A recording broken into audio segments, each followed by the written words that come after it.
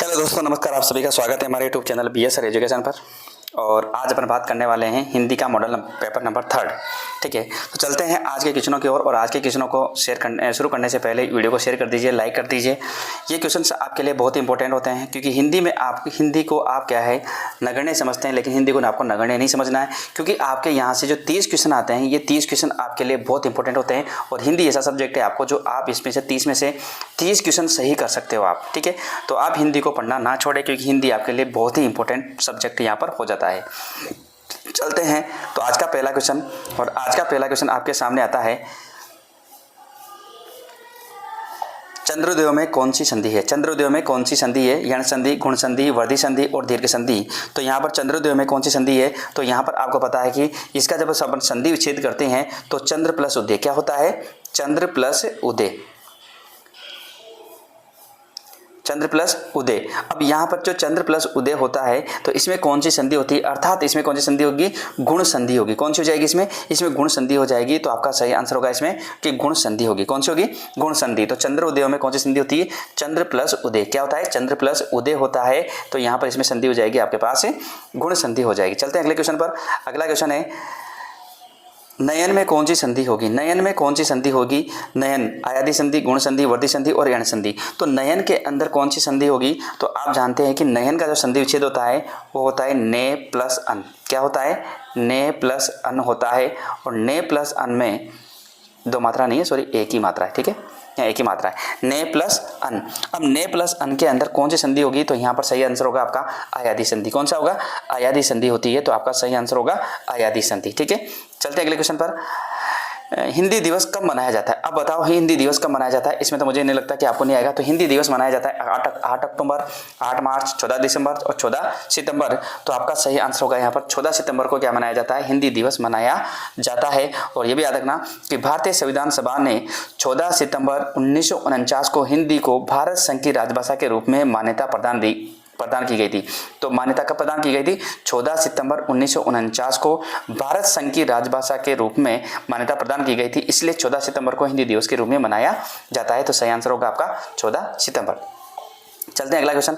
अगला है, स्वर संधि के कितने भेद होते हैं? स्वर संधि के कितने भेद होते हैं? तो आपका सही आंसर क्या होगा कि स्वर संधि के कितने भेद होते हैं? तो यहाँ पर आपका सही आंसर होगा 3, 4, 5 और 7। तो यहाँ पर आपका सही आंसर क्या होगा? तो स्वर संधि के कितने भेद होते हैं? तो स्वर संधि के 5 भेद होते हैं। कितने होते हैं? स्वर संधि के 5 भेद होते हैं। कितने भेद होते हैं? स्वर संधि के 5 भेद होते हैं। तो सही आंसर होगा आपका कि स्वर संधि के कितने भेद होते हैं? 5 भेद होते हैं। ठीक है, अब यहाँ पर एक और बात समझ लीजिए कि स्वर संधि में कौन कौन से भेद होते हैं? तो कौन कौन से होते हैं? दीर्घ संधि, और उसके बाद होती है यण संधि, वर्धी संधि, गुण संधि और आयादी संधि। तो स्वर संधि 5 प्रकार की होती है। स्वर संधि कितनी प्रकार की होती है?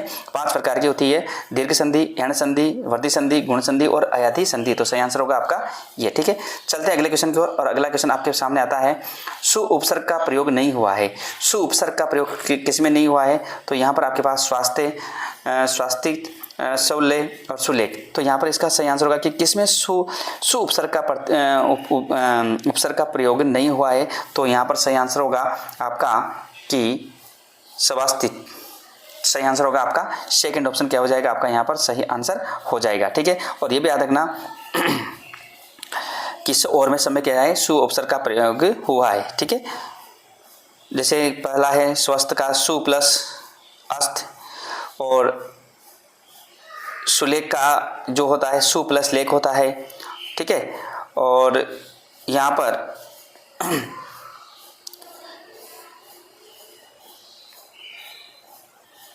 चलते हैं अगले क्वेश्चन की ओर। तो यहाँ पर सही आंसर होगा आपका सेकंड, बिल्कुल क्या हो जाएगा? सही आंसर हो जाएगा। अगला क्वेश्चन है, उत्कर्ष में कौन सा उपसर्ग लगा है? उत्कर्ष में कौन सा उपसर्ग लगा हुआ है? तो इसका सही आंसर क्या होगा? उत्कर्ष में कौन सा उपसर्ग लगा हुआ है? तो उत्कर्ष में उ, उन, उत और उद। तो यहाँ पर आपका सही आंसर होगा उत। कौन सा लगा हुआ है? उत उपसर्ग यहाँ पर लगा हुआ है। तो सही आंसर होगा आपका थर्ड क्या हो जाएगा? बिल्कुल सही आंसर हो जाएगा। तो उत प्लस कर्ष क्या होता है? उत प्लस कर्ष होता है। तो यहाँ पर कर्ष क्या है? मूल शब्द है। तो इसका जो होता है उत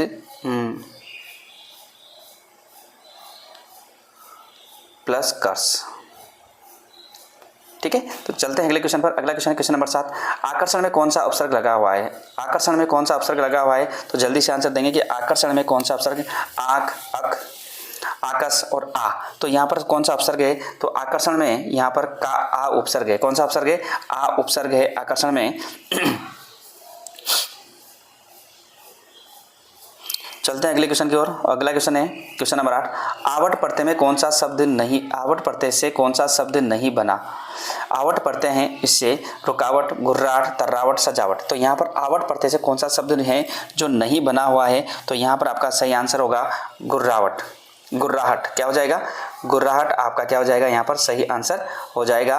तो सेकंड ऑप्शन क्या हो जाएगा आपका? यहाँ पर सही आंसर हो जाएगा कि आवट प्रत्यय से गुर्राहट शब्द नहीं बना है। जो घुर्राहट में है इसमें कौन सा प्रत्यय है? तो इसमें आप ये भी याद रख सकते हैं कि इसमें आहट प्रत्यय है। कौन सा प्रत्यय है? आहट प्रत्यय है, सॉरी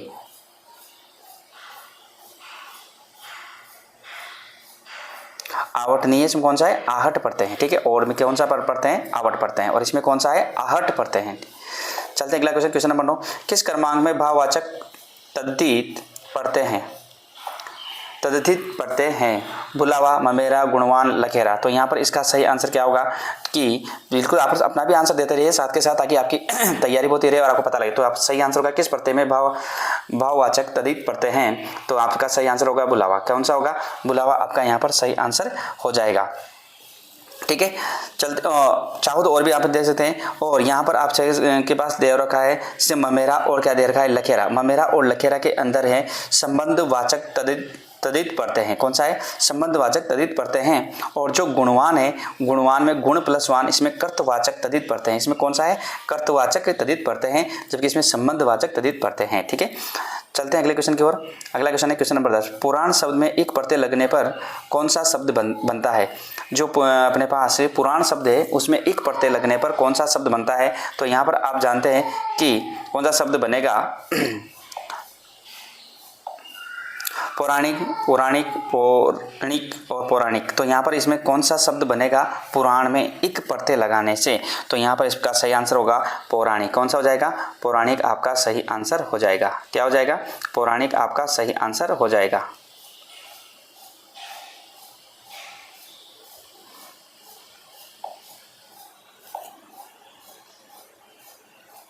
पौराणिक आपका क्या हो जाएगा? सही आंसर हो जाएगा। ध्यान रखना, इसका जो होता है पुराण प्लस इक, क्या होता है? पुराण प्लस इक प्रत्यय होता है। ठीक है, तो इसको कहते हैं पौराणिक। चलते हैं अगला क्वेश्चन। नास्तिक में कौन सा समाज है? नास्तिक में समास कौन सा है? तत्पुरुष, द्विगु समास, बहुव्रीहि समास और द्वंद्व समास। तो यहाँ पर जो नास्तिक है, नास्तिक में कौन सा समास होता है? तो नास्तिक में होता है तत्पुरुष। कौन सा होता है? तत्पुरुष होता है। नास्तिक में नज तत्पुरुष कहते हैं, इसको नज तत्पुरुष होता है। ठीक है, तो यहाँ पर तत्पुरुष यहाँ पर दे रखा है, तो आपका सही आंसर होगा तत्पुरुष। चलते हैं अगला क्वेश्चन। किस शब्द में तत्पुरुष समास है? किस शब्द में तत्पुरुष समास है? आजन्म, घनश्याम, अनिच्छा, तिरंगा। तो इसमें तत्पुरुष समास किस में है? तो यहाँ पर आपका सही आंसर होगा अनिच्छा में। किस में है? अनिच्छा में क्या है आपके पास? तत्पुरुष समास है। अरे न इच्छा। ठीक है, इसमें भी कौन सा होता है? नज तत्पुरुष ही होता है। ठीक है, चलते अगले क्वेश्चन की ओर। अगला क्वेश्चन है चंद्रशेखर में कौन सा समास है? चंद्रशेखर में कौन सा समास है? कर्मधारय समास, द्विगु समास, द्वंद्व समास और बहुव्रीहि समास। तो यहाँ पर चंद्रशेखर में कौन सा समास होता है? तो ये आपका सही आंसर होगा बहुव्रीहि समास। कौन सा होता है? बहुव्रीहि समास होता है चंद्रशेखर में।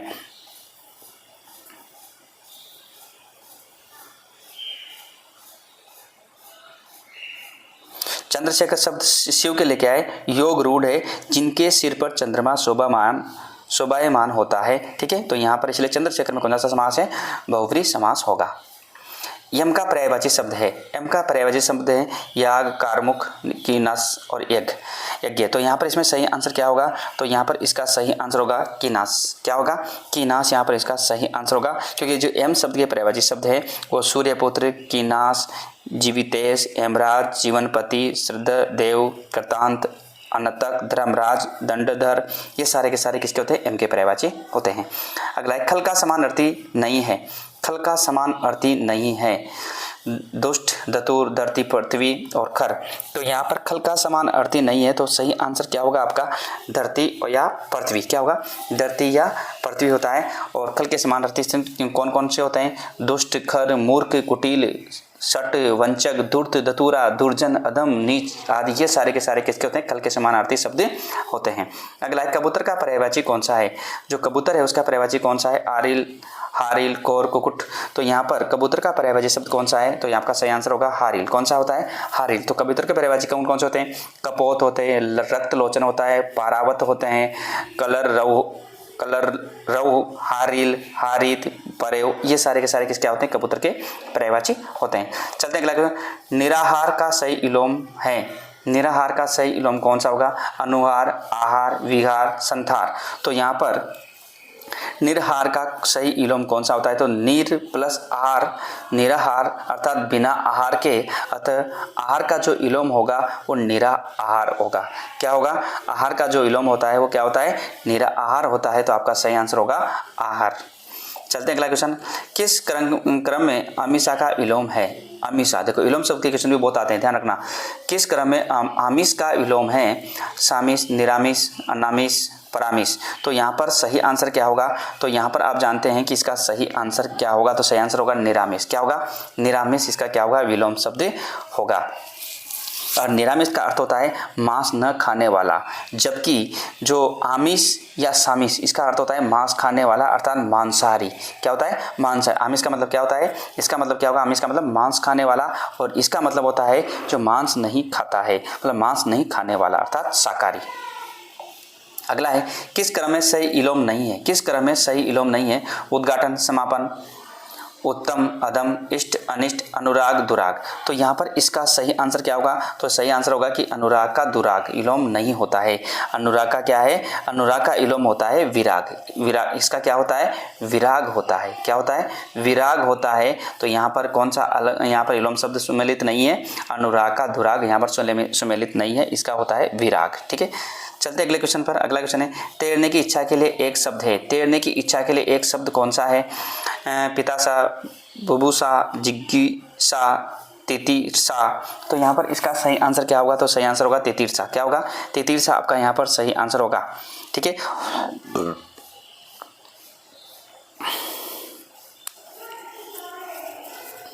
चलते अगले क्वेश्चन पर।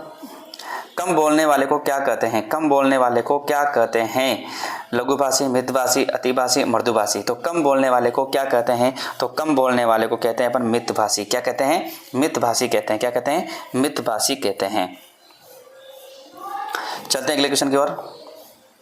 सही अर्थ युग्म शब्द का सही युग्म है। सही युग्म अर्थ शब्द का सही युग्म है नहीं है। सो क्या है? नहीं है। स्वर्ग, अध्याय, स्वर्ग, देवलोक, अवधान, सावधान, अवधान, मनोयोग, इंदु, चंद्रमा, इंद्र, सुरपति, यम, मृत्यु के देवता, याम, प्रहार। तो यहाँ पर इसका सही आंसर क्या होगा? तो सही आंसर होगा अवधान, सावधान। क्या होगा? अवधान, सावधान, अवधान, मनोयोग। यहाँ पर क्या होगा? ये युग्म नहीं है। ठीक है, तो यहाँ पर ध्यान रखना, क्योंकि अवधान का होता है योग या ध्यान, और अवधान का होता है प्रशंसिक कार्य होता है।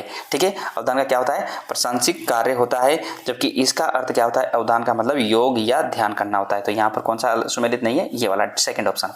अगला है ग्रंथ, ग्रंथि शब्द का सही युग्म सही अर्थ है। पुस्तक, देवपाठी, किताब, सिख गुरु, पुस्तक, गांठ, किताब, लेखक। तो यहाँ पर इसका सही आंसर क्या होगा? तो सही आंसर होगा किताब, सिख गुरु। क्या होगा? किताब, सिख गुरु। यहाँ पर आपका सेकंड ऑप्शन क्या हो जाएगा? सही आंसर हो जाएगा।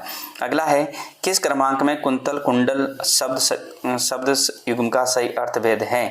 तो यहाँ पर सेना, कुंडल, कुंभ, हाथी, केस, कर्ण, भूषण, हाथी और सांप। तो यहाँ पर इसका सही आंसर क्या होगा? तो जल्दी से आप अपना आंसर दीजिए कि इसका सही आंसर क्या होगा? तो सही आंसर होगा इसका केस, कर्णाभूषण। क्या होता है? केस, कर्णाभूषण होता है। तो सही आंसर होगा आपका केस, कर्णाभूषण सही अर्थ शब्द है। अगला है निम्नलिखित में से कौन सा तत्सम है? कौन सा है जो तत्सम है? पत्थर, पृष्ठ, भगत, भीत। तो यहाँ पर कौन सा तत्सम है? तो सही आंसर होगा यहाँ पर पृष्ठ। क्या है? तत्सम शब्द है। क्या है? ये पृष्ठ क्या है? तत्सम शब्द है। जो कि पत्थर का तत्सम क्या होता है? प्रस्तर होता है। भगत का तत्सम भक्त होता है। भीत का तत्सम भित्ति होता है, जबकि पृष्ठ का तद्भव पीठ होता है। इस क्या होता है? पीठ होता है। तद्भव क्या होता है? पीठ होता है। चलते हैं अगले क्वेश्चन की ओर। अगला है किस क्रमांक का शब्द तत्सम है? किस क्रमांक का शब्द तत्सम है? गोटक, घी, ताम, नंगा। तो यहाँ पर इसका सही आंसर क्या होगा? तो यहाँ पर इसका सही आंसर होगा गोटक। क्या होगा? गोटक इसका सही आंसर होगा, क्योंकि घी का तत्समक होता है घृत, और चाम का जो अर्थ होता है तत्सम अर्थ, चाम का तत्सम होता है चर्म, नंगा का तत्सम होता है नग्न, जबकि घोटक का अर्थ का तद्भव होता है घोड़ा। क्या होता है? घोड़ा होता है। तो सही आंसर होगा आपका यहाँ पर घोटक। सही वर्तनी वाला शब्द है। सही वर्तनी वाला शब्द कौन सा है? महात्मय, महात्मय, महात्म्य, महात्म्य। तो इसका सही यहाँ पर वर्तनी की दृष्टि से कौन सा सही है? तो सही आंसर होगा आपका महात्म्य। क्या होगा? महात्म्य आपका थर्ड क्या होगा? बिल्कुल सही आंसर होगा। इसमें भाववाचक संज्ञा, इस शब्द में कौन सी है? भाववाचक संज्ञा होती है। क्या होती है? भाववाचक संज्ञा महात्मा प्लस ए। क्या होता है? महात्मा प्लस ए। अगला है सही वर्तनी वाला शब्द है। सही वर्तनी वाला शब्द इसमें कौन सा है? परितोषिक, आप्लावित, प्रतिज्ञा, अतिशयोक्ति। तो यहाँ पर इसका सही आंसर क्या होगा? सही आंसर होगा आप्लावित। क्या होगा? आप्लावित इसका सही आंसर हो जाएगा। ठीक है, चलते हैं अगले क्वेश्चन की ओर। अगला क्वेश्चन है अशुद्ध शब्द छांटिए। अशुद्ध शब्द को यहाँ पर छांटना है। वांग्मय 19वीं, ज्योतिषना और 5वां। तो यहाँ पर इसका सही आंसर क्या होगा? ज्योतिषना। क्या होगा? ज्योतिषना यहाँ पर अशुद्ध शब्द है, क्योंकि इसका जो शुद्ध शब्द होता है वो होता है, मैं आपको लिख रहा हूँ, ज्योत सना। क्या होता है? ज्योत्सना होता है। तो सही शब्द क्या होता है इसका? ज्योत्सना। चल अगला है अंगारे उगलना मुहावरे का सही अर्थ है। अंगारे उगलना मुहावरे का सही अर्थ क्या होता है? कठोर वचन कहना, मुंह से अंगार निकालना, ज्वालामुखी फूट पड़ना, आग का फैल जाना। तो अंगारे उगालना मुहावरे का सही अर्थ कौन सा होता है? कठोर वचन कहना। क्या होता है? कठोर वचन कहना। अंगारे उगालने के अनेक अर्थ होते हैं, और भी हो सकते हैं। क्रोध प्रकट करना, बहुत गर्मी पड़ना, अधिक क्रोध करना। तो यहाँ पर अंगारे उगलने का मतलब है कठोर वचन कहना। सही आंसर होगा आपका ए ऑप्शन। तो मित्रों, यह था अपना आज का मॉडल पेपर, और फिर मिलते हैं अपन नेक्स्ट वीडियो के साथ में मॉडल नंबर 3 के साथ। तो आज के लिए इतना। नमस्कार, धन्यवाद आप सभी को। फिर मिलेंगे अपन कल के वीडियो के साथ में। वही 30 क्वेश्चन आपके मॉडल के, और ये आपके लिए बहुत महत्वपूर्ण है। तो इसको अधिक से अधिक संख्याओं में दोस्तों के साथ अपने स्टेटस पर जरूर लगाएं, ताकि आपका एक एक व्यूज यहाँ पे मेरे लिए बहुत ही मोटिवेट करता है। ठीक है दोस्तों, फिर मिलते हैं नेक्स्ट वीडियो के साथ में। आज के लिए नमस्कार, धन्यवाद आप सभी को।